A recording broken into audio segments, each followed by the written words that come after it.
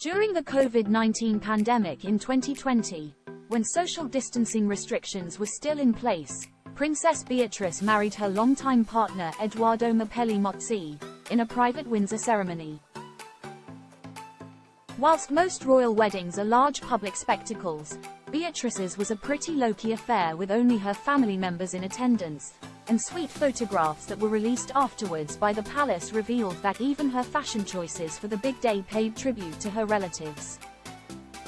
The couple reportedly started dating 2 years previously in 2018, and although a big royal affair was initially planned for their wedding, because of the pandemic their original plans had to be postponed.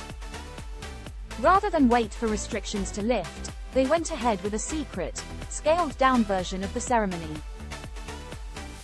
Princess Beatrice's wedding was full of fashion tributes, with the main event being her bridal dress itself, which eagle-eyed royal fans quickly spotted was actually a piece that belonged to her grandmother, the late Queen Elizabeth, that had been adapted to fit Beatrice like a glove.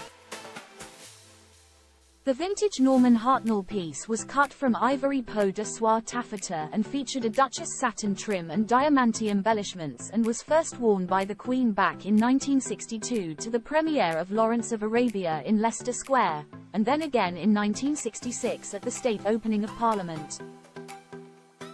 That her wedding dress honored her grandmother was not the only tribute that Beatrice made that day, however, because she also opted to recycle the subtle champagne pumps she wore to William and Kate's wedding back in 2011. The reusing of vintage couture and shoes was championed by Hello magazine at the time as being a sign of change in its eco-friendly nature.